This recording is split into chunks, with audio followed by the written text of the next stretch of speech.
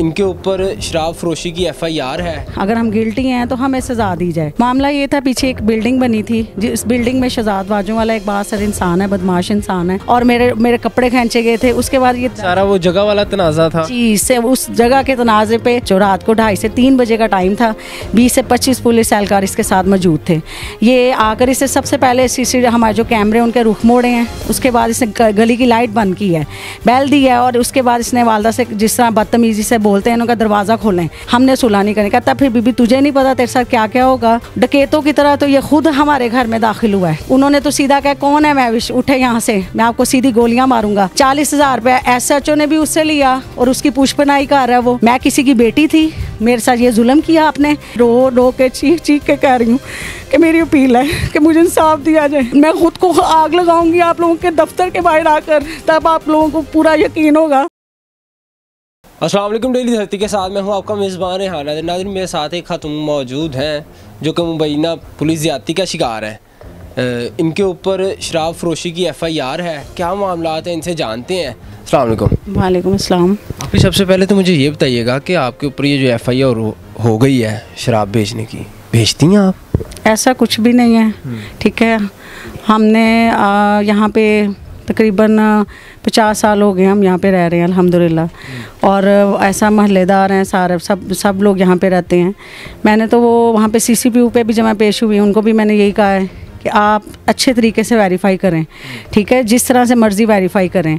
अल्हम्दुलिल्लाह हमारा ऐसा कोई काम नहीं है। अगर हम गिल्टी हैं तो हमें सज़ा दी जाए। मुझे बताइएगा कि अगर ये सारा मामला ही नहीं है तो जैसे आपने वो फुटेज भी दिखाई कि कैसे SHO साहब पुलिस एहलकारों के हमरा आते हैं और आपके घर पे रेड करते हैं, क्या मामला था? मामला ये था, पीछे एक बिल्डिंग बनी थी, जिस बिल्डिंग में शहजाद वाजों वाला एक बासर इंसान है, बदमाश इंसान है, उसने वहाँ पे आकर अपने लड़कों के साथ बदमाशी लगाई थी, जिसमें कि मेरे हस्बैंड और कुछ यहाँ के मुअज़्ज़िज़ बंदे जो हैं वो साथ, मेरे हस्बैंड भी थे, उन्होंने जाकर वहाँ पे उसको मना किया था कि ऐसा काम ना करो। उस रंजिश की वजह से उसने मेरे हस्बैंड को फायर भी मरवाए थे, ठीक है। फायरिंग के बाद वो एक पर्चा दर्ज हुआ, एक ट्रायल चला। उसके बाद ईद के दूसरे रोज़ मैं और मेरे हस्बैंड वहाँ पर खाना लेने गए थे। किस जगह? यहाँ पे ये जनाजगाह रोड पे, वहाँ पे खाना लेने गए हैं। साथ इसका ऑफिस है जहाँ पे इसने अपने एक शूटर्स लड़के बिठाए हुए हैं, और वहाँ पे इससे 20 से 25 लड़कों ने मुझ पर, मेरे हस्बैंड पर एक कातलाना हमला किया था, जिसमें मेरे हस्बैंड शदीद ज़ख्मी हुए थे। उनको कट्स लगाए गए थे, मुझे थप्पड़ मारे गए थे, और मेरे कपड़े खींचे गए थे। उसके बाद ये थाना मज़ांग में ये FIR, सारा वो जगह वाला तनाज़ा था जी, से उस जगह के तनाज़े पे जिसने फायर मरवाए। उसके बाद ये जो पर्चा हुआ, उसके बाद हम लोग ये छोटी ईद के दूसरे रोज़ हम लोग खाना लेने गए हैं। वहाँ पर इसने हमारे 20 से 25 लड़कों ने हम दोनों मियाँ बीवी कातलाना हमला किया। FIR दर्ज हुई। उसके बाद जब FIR दर्ज हुई उसके अगले रोज़ ये आया, हमारे घर आया है, ठीक है। SHO रात को 2:30 से 3 बजे का टाइम था, 20 से 25 पुलिस एहलकार इसके साथ मौजूद थे। ये आकर इसे सबसे पहले CCTV हमारे जो कैमरे उनके रुख मोड़े हैं, उसके बाद इसने गली की लाइट बंद की है, बैल दी है, और उसके बाद इसने वालदा से जिस तरह बदतमीजी से बोलते हैं उनका दरवाज़ा खोलें। हम लोग ना कोई चोर हैं ना कोई डकैत हैं, हमने दरवाज़ा खोला है। ये सारे पुलिस एहलकार SHO समेत हमारे घर के ऊपर दाखिल हो गए हैं। दाखिल होकर इसने आकर सबसे पहले तो बदतमीज़ और गलीज़ ज़ुबान से बदतमीज़ी शुरू की है, ठीक है। मुझे कहता है आप ना जो थाने आपने पर्चा दर्ज करवाया हुआ है ना, अच्छे रहोगे आप, उस पर्चे पर आप सुलह कर लो, ठीक है। मैंने कहा आपका मैटर नहीं है वो, हम लोगों ने सुलह नहीं करनी, हम दोनों मियाँ बीवी को कातलाना हमला हुआ है, हमने सुलह नहीं करनी। कहता फिर बीबी तुझे नहीं पता तेरे साथ क्या क्या होगा, मैं कौन कौन से पर्चों में तुझे इन्वॉल्व करूँगा, तुम्हें नहीं पता। मैंने कहा ना हमने सुलह करनी है और ना हमारे साथ बदमाशी लगाओ तुम यहाँ पर। उसने वो ये जो कुछ पुलिस एहलकार जो हैं वो उधर कमरे में दाखिल हुए हैं, उसमें अयूब भी साथ था जो ASI है, वो वहाँ पर ये हमारे कमरे में दाखिल होकर इन्होंने अलमारी के ताले तोड़े हैं। ताले तोड़कर इन्होंने वहाँ से 80,000 रुपया जो कमेटियों का पड़ा हुआ था वो निकाला है, मेरी चेन, मेरी रिंग निकाली है, कपड़े निकाले हैं। डकैतों की तरह तो ये खुद हमारे घर में दाखिल हुआ है, ठीक है। ये मुझे घसीटता हुआ लेकर गया थाने ले जाकर इसने कहा बीबी अभी भी सोच लो, अगर तुम सुलह करती हो मैं तुम्हें घर भेज दूँगा। मेरे इनकार करने पर इसने मुझे हवालात में बंद किया है। अगले रोज़ इसने मेरा अंगूठे करवा कर वहाँ से 12,000 रुपया इन्होंने लिया हमसे कि आपकी ज़मानत करानी है, आप हमें 12,000 रुपया दें। 12,000 लिया, अंगूठे करवाए, ना मुझे किसी मजिस्ट्रेट के आगे पेश किया गया, इसने अंगूठे करवाए हैं। अंगूठे करवाने को इसने हमें घर भेज दिया। मैंने उसके बाद कुछ आला अफसरान जो हैं उनको अपनी दरख्वास्तें मूव की कि मेरे साथ ये ज़्यादती हुई है, मेरे साथ ये जुल्म हुआ है, और मैं ये दरख्वास्तें वहाँ पे दी हैं। मैंने DIG ऑपरेशन पर अपनी दरख्वास्त दी।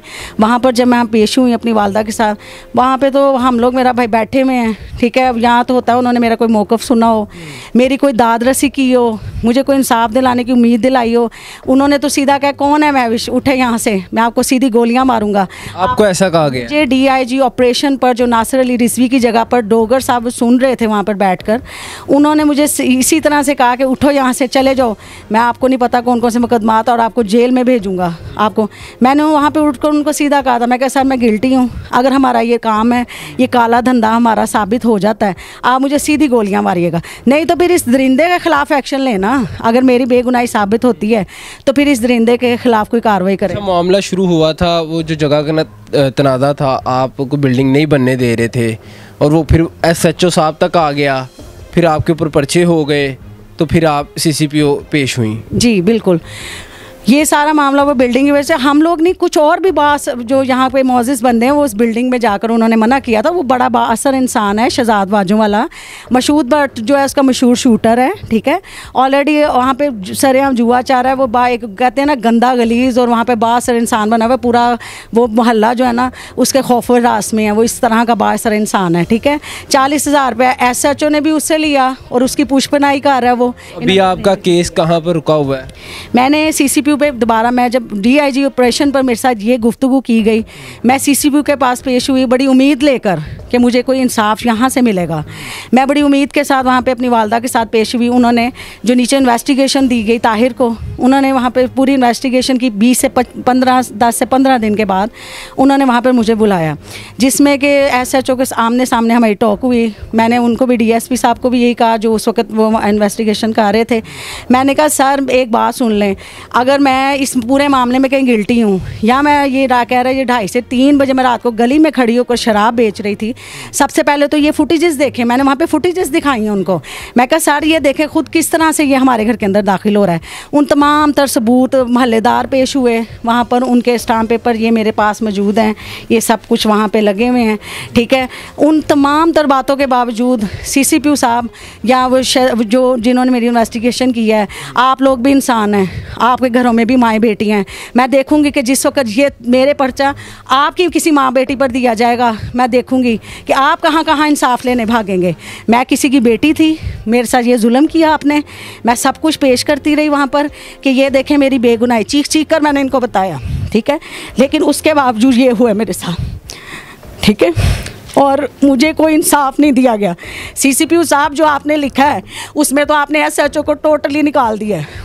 SHO को आपने टोटल, वो SHO जो आपके घर आए थे रात 2:30-3 बजे के करीब, उनका जिक्र ही नहीं है इसमें। पूरी जो फाइनल रिपोर्ट दी गई है, मुझे सबसे पहले तो ये तसल्ली दे दी गई थी कि मैं मेरी बहन आप उसके ख़िलाफ़ गिल्टी लिखा गया है, अब उसके ख़िलाफ़ एक्शन होगा।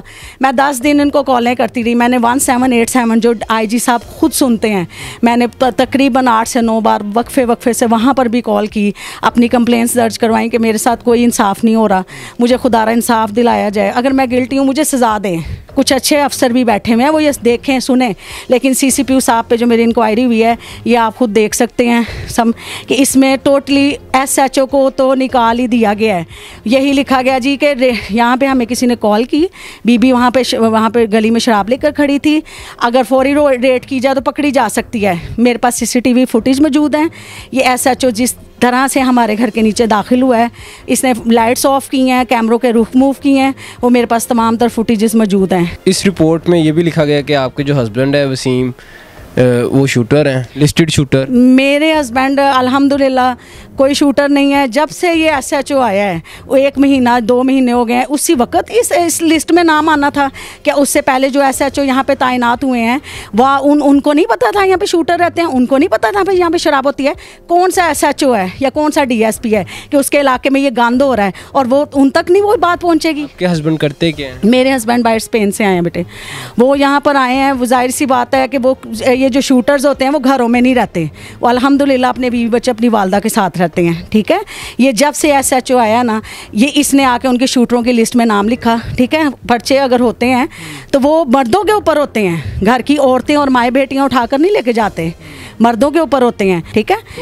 अभी तक आपको इंसाफ नहीं मिला, क्या मुतालबा करना चाहती हैं आप आला हुकाम से?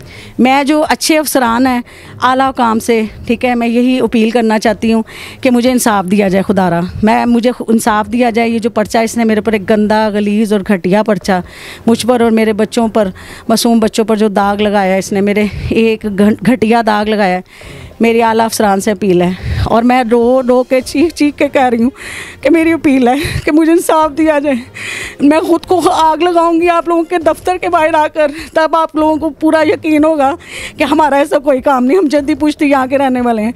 मेरी अपील है कि इस पर्चे को खारिज किया जाए, इस दरिंदे को सख्त से सख्त सज़ा दी जाए। नाज़रीन, आपने तमाम गुफ्तगू जानी और एक छोटी सी बात से ये मामला शुरू हुआ था, जहाँ तक मुझे समझ आई है। जगह का तनाज़ा था, कोई मार्केट बन रही थी, वो बनने से मोहल्लेदारों ने रोका और उसका जो निशाना है वो इनके हस्बैंड बन गए और बात यहाँ तक आ पहुँची। आप कुछ कहना चाहती हैं? इसमें मुझे थ्रेडिंग्स कॉल भी आई हैं, बाहर के नंबर से कॉल आई है, कोई नुमान लाभ का लड़का है, और ये मैं आपको दिखाना चाहती हूँ कि ये उस लड़के की तस्वीर है जो कि मुझे थ्रेडिंग्स कॉल भी आ रही हैं इसकी जानिब से। मुझे हरासा किया जा रहा है, मुझे डराया धमकाया जा रहा है, मुझे इनसे जान का ख़तरा है। ये बाहर के नंबर से मुझे कोई नुमान नामी लड़का है, उसकी कॉल आई है और मुझे शदीद इन लोगों से जान का ख़तरा है, मेरे बच्चों को जान का ख़तरा है।